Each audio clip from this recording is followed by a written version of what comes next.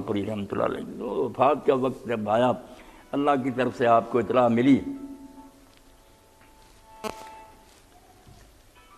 کہ یعقوب علیہ السلام آپ تو دنیا سے رخصت ہو رہے، تو آپ نے بلایا بیٹوں کو، کہا مجھے تو اطلاع آ گئی، میں کنعان ہی واپس جا رہا ہوں، وہیں اپنے باپ دادا کے ساتھ دفن ہوں گا، وہیں ابراہیم ہے، اسحاق ہے، میری قبر وہیں بنی۔ تو حضرت یوسف علیہ السلام نے پھر کہا کہ ابا جی کبھی پھر بھی ملاقات ہوگی، آپ جا رہے ہیں، ملیں گے کبھی آپ سے؟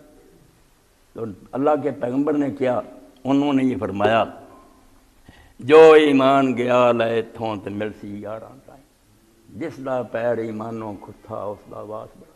بیٹا اگر ایمان لے کر چلے گا تو مل لیں گے، اگر آپ لوگوں کا قدم اکھڑ گیا، ایمان کا راستہ آپ نے چھوڑ، کہاں ملاقات ہوگی، ٹھکانے بدل جائیں گے۔ اس لیے اللہ کہتا ہے اگر واقعی تم شفیق باپ ہو تو تمہیں بھی ذکر ہونی چاہیے، اور اولاد بھی اگر باوفا ہے تو انہیں سوچنا چاہیے کہ ابا جی کا کیا نفع ہے اس میں، اگر وہ ہمیں بھلائی کی ہدایت کرتے ہیں، پھر ہمارا ہی فائدہ ہے کہ وہاں بھی اکٹھے ہوں گے، راحت میں ہوں گے، سکھ میں ہوں گے۔ تو دین اسلام جب ایسی چیزیں سامنے یہ دیکھ لیں، یہ نہ بائبل میں ہے نہ کہیں نہیں، قرآن نے یہ واقعہ بیان کیا یہودیوں کے سامنے کہ باپ کا پتہ بھی ہے دنیا چھوڑتے وقت کیا کیا گیا، کہاں ہے وہ اسلام تمہارے پاس؟ کسی نے یہودیت گڑھ لی، کسی نے نصرانیت گڑھ لی، وہ تو اسلام کا کیا کر گیا کہ اللہ کے حکم کے فرما بردار ہے۔ تو اللہ کے حکم کی فرما برداری کے یہ نمونے ہیں کہ وہ یحییٰ نے بدلہ لینے کی بجائے معاف کر، اور ایسے ایسے واقعات بھی آئے کہ آدمی بڑے فائدے کما سکتا تھا مگر اس نے بالکل یہی سوچ کر کہ اللہ دیکھتا چھوڑ دی۔ نیک لوگوں نے واقعہ میں بیان کیا کہ ایسا موقع تھا، کسی حرام زادے نے کسی بچی کو پکڑ لیا، بدماشی پر آمادہ ہو گیا، کھڑکیاں بند کر لیں، اپنی طرف سے اطمینان کر لی۔ اب جب وہ برائی پر آمادہ ہو گیا تو بچی کو ایک بات سوچی، بچی نیک تھی، اس نے کہا آپ نے ساری کھڑکیاں بند کر لی ہیں، ایک کھڑکی کھلی۔ وہ حیران ہوا، ادھر ادھر دیکھا، اس نے کہا ساری کھڑکیاں بند ہیں؟ نہیں، اس نے کہا ایک کھلی ہے اور تو اس کو بند بھی نہیں کر سکتا۔ اس نے کہا وہ کون سی کھڑکی ہے؟ اس نے کہا اللہ کی آنکھ کی کھڑکی کھلی ہے، اللہ دیکھ رہا ہے جو تو کر رہا، اس کا کل حساب بھی تمہیں دینا، اب دیکھ لے، اگر اس کھڑکی کو بند کر سکتا کر لے۔ بند کیا کر رہی تھی؟ کہاں گیا، ڈر گیا، کہا ہاں تم نے ٹھیک کہا، اب اللہ سے تو پردہ نہیں ہو سکتا۔ اور اسی لیے ترمذی شریف میں حضور نے الکفل کا ایک کا ذکر کی، بعض لوگ حضرت ذوالکفل پڑھ کر اس کو چشمہ کر دیتے، نہیں، ذوالکفل پیغمبر تھے، کفل اور آدمی تھا۔ موقع برائی کا ملا، بالکل آمادہ ہو گیا، عورت کو لٹا لیا، مگر اس عورت نے رونا شروع کیا۔ اب کفل نے اسے کہا کہ تجھے میری شکل پسند نہیں ہے، یہ کیا وجہ؟ اس نے کہا ایسی بات نہیں، میں صرف اس بات پر رو رہی ہوں کہ تقدیر نے مجھے یہ دن دکھایا، ورنہ میں نے کبھی سوچا بھی نہیں تھا کہ میرے جسم کو کوئی آدمی بغیر شریعت کی اجازت کے ہاتھ لگائے گا۔ اب وہ بھی ڈر گیا، اٹھ گیا، اور اسی رات اس کی موت ہو۔ اللہ کے رسول علیہ السلام فرماتے ہیں، حالانکہ وہ اپنی بدکاری میں بڑا بدنام تھا، لوگ کفل کو بدماش جانتے تھے، صبح اس کے دروازے پر لوگوں نے لکھا ہوا پایا کہ اللہ نے کفل کو بخش دیا۔ اب لوگ اس ڈھونڈ میں پڑ گئے کہ کفل کیوں بخشا گیا؟ بات کا پتہ چلا کہ یار توبہ کر، ڈر گیا۔ جب بچی نے یہ بات کہی، کانپ گیا کہ کب تک یہ دندے چلیں گے اور یہ عیش و عشرت ہوتا رہے گا، آخر خدا کے پاس جانا، کانپ گیا۔ تو ایسے موقع آتے ہیں کہ اگر آدمی سنبھلنا چاہے، جیسے روایتوں میں آتا کہ انا للہ نفحات، ہر وقت جونکے رحمت کے آتے ہیں، وہ گزر جاتے ہیں، ہم فائدہ نہیں اٹھاتے۔ اگر انسان فائدہ اٹھا جائے، حضرت عمر رضی اللہ تعالیٰ عنہ دیکھیں نا، ارادہ قتل سے نکلے تھے، حضور کو قتل ہی کرنا چاہتے تھے، کتنی بری نیت تھی، مگر وہی بات کہ سوچ بڑی بات، صرف سوچ آ گئی۔ جب بہن بھی اپنے خاوند کو چھڑاتے زخمی ہوگی، بہنوئی کو مارنے لگے نا حضرت سعید کو، تو مسلمان ہو گئے، بہن آگے آئی فاطمہ، اس کو بھی زخمی کر دی۔ اب بہن کی زبان سے یہ نکلا کہ عمر تو اگر ہمیں مار بھی ڈالے گا نا تو ہم یہ کلمہ اب چھوڑیں گے نہیں، تو جو جی چاہتا کر لے۔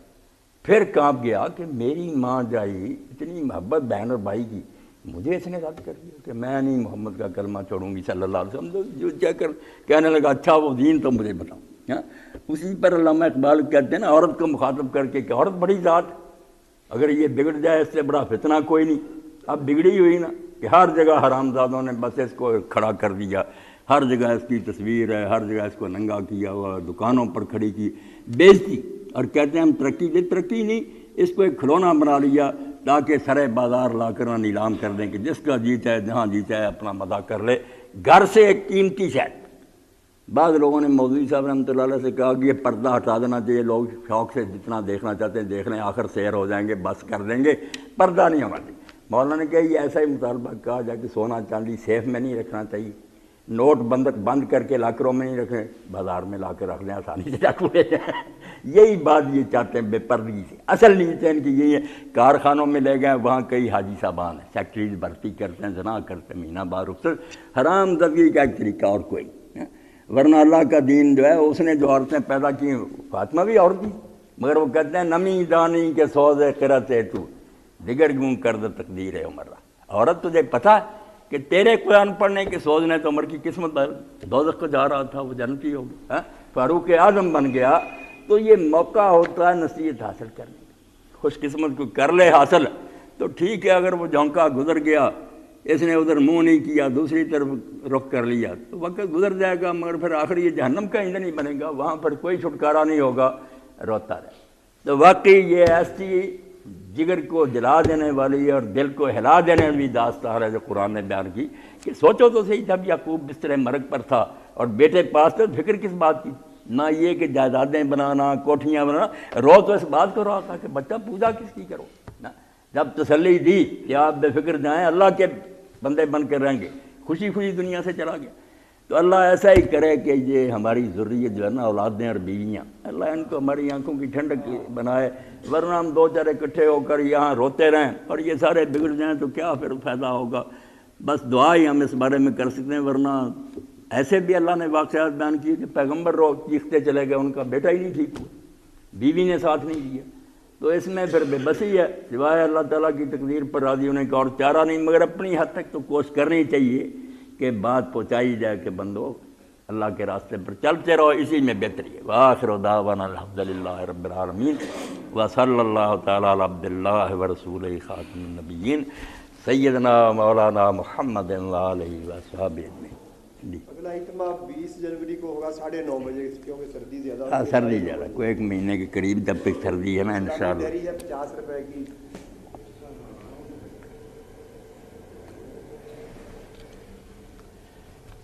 میں نے آپ سب دے دیے تھے اس نے پیسے یا نہیں دیے تھے؟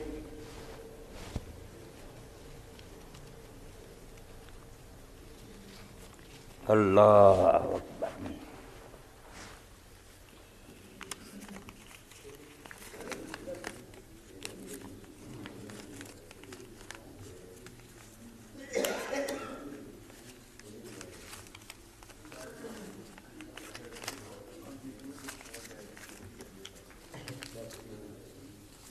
لاؤ نا بسم اللہ. ٹھیک جی, گن لو. اللہ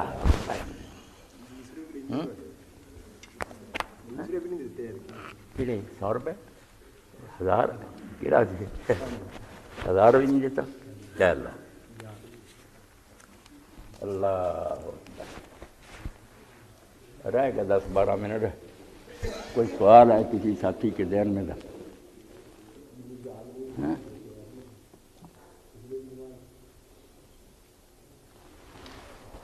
یہ جو بات چل رہی تھی جی گھر سے پہلے کہ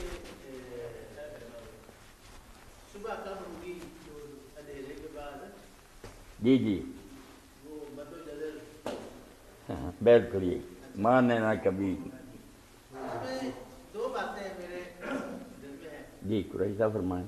ایک یہ کہ جو ہم کہتے ہیں, جو اللہ کہتے ہیں کہ مجھ پہ بھروسہ کرو, توکل اللہ. تو توکل اللہ یہ ہے کہ اللہ تعالیٰ نے جو وعدے فرمائے, اللہ تعالیٰ نے وعدے فرمائے ہیں اِنَّا مَعَ الْعُسْرِ یُسْرًا فَإِنَّا مَعَ الْعُسْرِ یُسْرًا. تو ایک تو اس پر بھروسہ اعتماد ہونا چاہیے کہ چاہے جتنی مرضی دیر لگ جائے, سال گزر جائیں, کچھ ہوگا, کچھ بھی ہو جائے, اللہ تعالیٰ کا وعدہ لازماً پورا ہوگا. پورا ہو گیا بالکل. اس پر یقین اعتماد ہونا چاہیے. اور انسان جو کاوش کر رہا ہے اس میں وہ ڈھیلا نہ پڑے, اس کے پاؤں نہ ڈگمگائیں, کیونکہ اس کا جو بنیاد پاؤں ہے یا اس کی عقیدہ وہ اس وعدے پر ہے جو اللہ تعالیٰ نے کیا ہوا ہے. بالکل. اور دوسری بات یہ ہے کہ بعض انبیاء کرام علیہ السلام صاحب کا انہوں نے بھی یہ جو کشمکش تھی اور یہ جو آزمائش کا دور تھا اتنا طویل ہو جاتا تھا کہ وہ بھی پکار اٹھتے تھے کہ متى نصر اللہ، کہ اللہ کی مدد کب آئے گی. تو بہرحال اللہ تعالیٰ کا اپنا وقت کا سکیل ہے، تو انسان ظاہر ہے گھبرا جاتا ہے، محدود اس کی حوصلے ہیں.